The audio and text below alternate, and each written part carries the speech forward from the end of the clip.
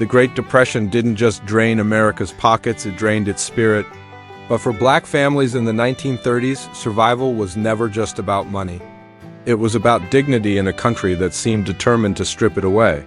It was about the hum of a mother's voice over an empty pot, the crackle of cornbread in a skillet, the smell of onions frying in lard while children gathered close, their eyes wide, waiting for a meal that would stretch farther than any paycheck ever could. For many black households, the kitchen was more than a place to eat. It was a battlefield of endurance. Every spoonful of beans, every scrap of bread, every pot of greens was a statement: we will survive. Picture a wooden shack in Alabama, its tin roof rattling with every gust of wind. Inside, a mother ties her apron tighter. She has no meat, no butter, no sugar. What she does have is a sack of cornmeal, some turnip greens pulled from the yard, and maybe a leftover ham bone given by a white family who wouldn't eat it themselves. With these, she creates a dinner for 7. Cornbread baked crisp in a cast-iron skillet. Greens boiled down, flavored with that ham bone until the water itself became rich. And children barefoot, their bellies empty, but their faithful sit down and eat as though it were a feast. Survival meals weren't just food, they were tradition, they were memory. They were resilience cooked into every bite. Beans and rice, molasses spread over biscuits, dandelion greens picked from the roadside, fatback stretched thin to flavor an entire pot. These weren't luxuries.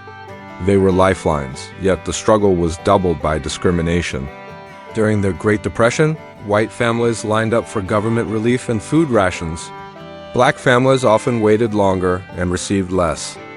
Jobs from the Works Progress Administration, meant to put Americans back to work too, often passed over black applicants.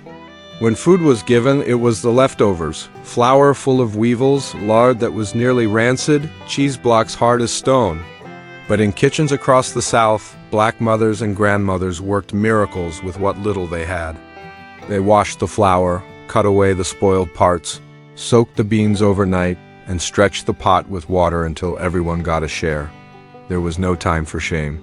Hunger didn't allow it. And yet, even in that hunger, there was pride. Pride in feeding a family when the odds said it couldn't be done. Pride in keeping a sense of community alive when even hope seemed rationed. Neighbors looked out for each other. If one family had beans and another had greens, they combined them into a stew. If someone managed to trap a rabbit or catch fish from the river, they shared it across the fence. Sunday dinners, no matter how thin the portions, still felt sacred. A slice of sweet potato pie, even if it was mostly made of molasses and crust, carried a weight far greater than sugar. It carried joy. And joy was rebellion. Think of a black father coming home from the fields, tired from sharecropping, his body aching from bending under the sun all day. He sits at the table, and his wife sets down a plate of cornbread, a ladle of beans, and a side of greens. It's not much, but it's warm, it's filling, and it's made with love. For a brief moment, the family is whole. The laughter of children softens the weight of poverty. The taste of that cornbread, simple as it was, became a memory that carried them through. Many of these survival meals carried stories that reach back to slavery days. The same ingenuity that turned scraps into sustenance in the 1800s was reborn in the 1930s. Foods like chitlins, pig intestines, discarded by white families, were cleaned, seasoned, and transformed into delicacies. Black-eyed peas, collard greens, and rice carried both African roots and American necessity. Each dish held the memory of ancestors who had endured worse and yet lived.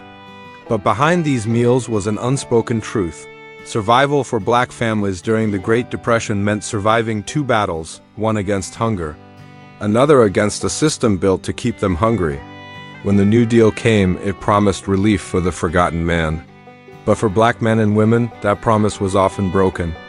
Black farmers saw their cotton quotas cut, while white farmers received subsidies. Domestic workers, mostly black women, were excluded from Social Security benefits. Sharecroppers who already lived in debt sank deeper as prices fell. And through it all, the kitchen table bore witness. The meals grew thinner, the pots emptier, but somehow the families endured. Children didn't always know they were poor. To them, fried cornmeal mush drizzled with syrup tasted like pancakes. Rice with gravy felt like a luxury. A slice of bread sprinkled with sugar and dipped in milk was a dessert. Mothers turned scarcity into imagination. They seasoned beans with stories, stretched meals with laughter, and made the kitchen feel less like a place of want and more like a place of love. And maybe that was the greatest miracle of all? Because in those kitchens, black families weren't just surviving the Great Depression, they were shaping a culture.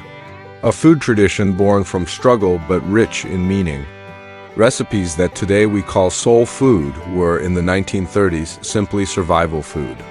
They were the meals that kept families alive, that turned hunger into heritage.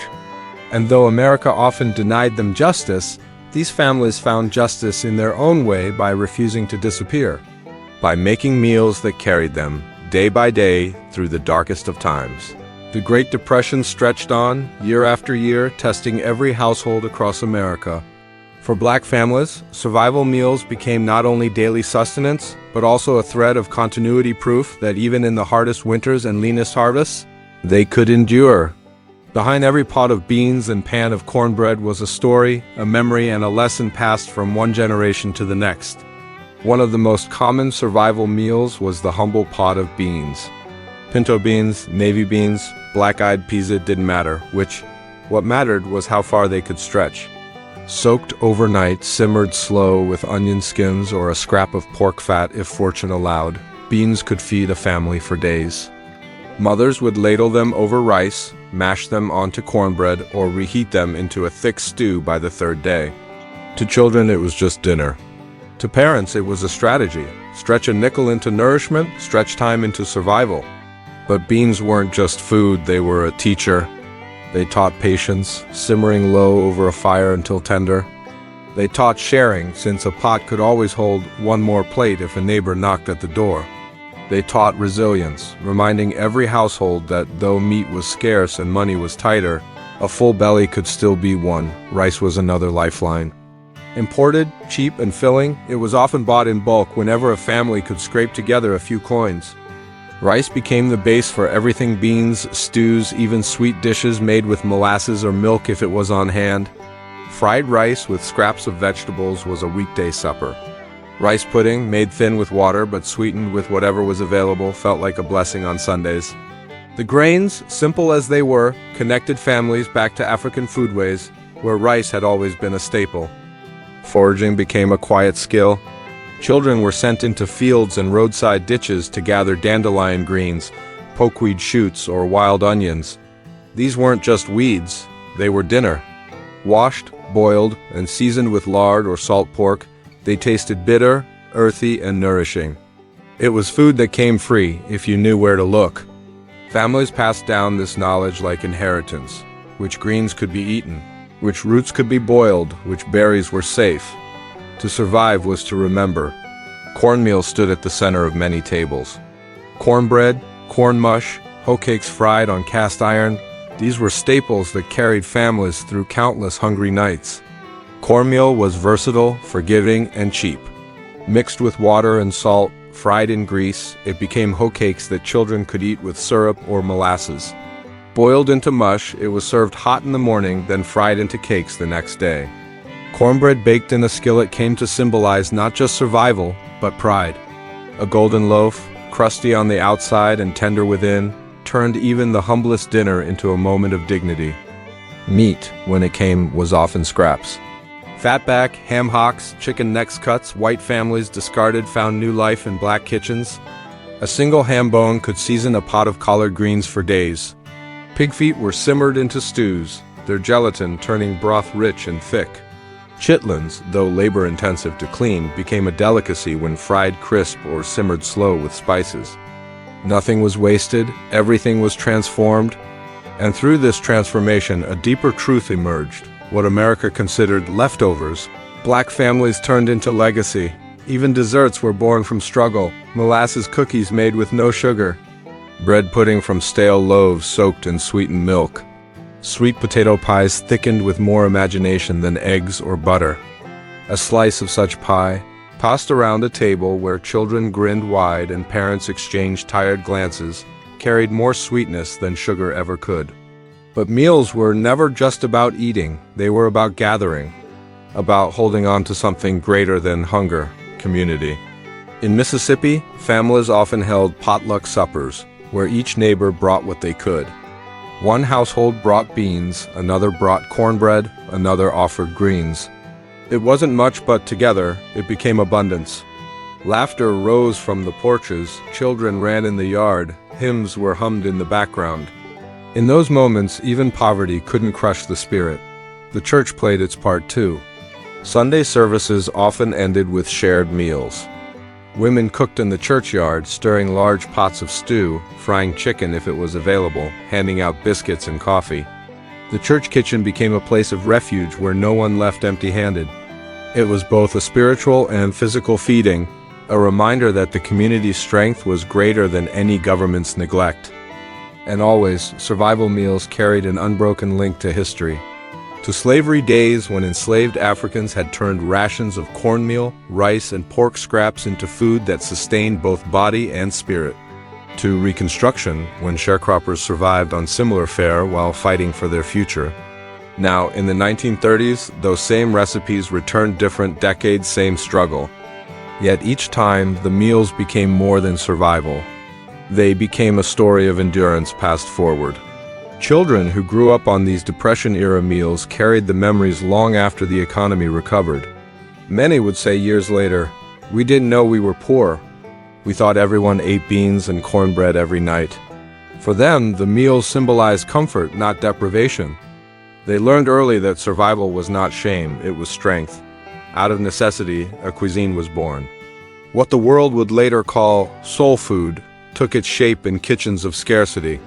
The slow, simmered beans, the fried hoe cakes, the greens cooked down with pork fat, the pies stretched with molasses, these were recipes written by history itself. They became cultural memory, carried into the civil rights era and beyond, always rooted in the same truth: survival with dignity. Yet, let us not romanticize the hardship. For every warm loaf of cornbread, there was still the gnaw of hunger at night. For every joyful Sunday dinner, there were weekdays when the pot was nearly empty. Children fainted in school from lack of food. Parents went without so their little ones could eat. Discrimination meant black families were often last in line for relief, first in line for suffering. The survival meals, as remarkable as they were born from injustice as much as ingenuity. And still, they endured. That is the power of these meals. They represent more than recipes. They represent a people who refused to break, who turned scraps into nourishment, poverty into tradition, survival into heritage. They represent mothers stirring pots with weary hands, fathers giving up their share for their children, neighbors sharing their last onion across the fence. The Great Depression eventually passed. Factories reopened, jobs returned, and new programs began to reshape the country. But in black households across America, the memory of survival meals never faded. They became a reminder: when the world gave us less, we made more. When dignity was denied, we carved it out ourselves. And perhaps that is the greatest inheritance of all. Not just the recipes, but the spirit behind them. The spirit that says, we are more than what we are given. So when we sit down today to plates of fried chicken, collard greens, cornbread, and sweet potato pie, we are not just eating. We are remembering. Remembering the mothers who made a feast from nothing, the fathers who labored so children could eat, the neighbors who shared in the darkest times. We are tasting survival. We are tasting history. We are tasting dignity itself.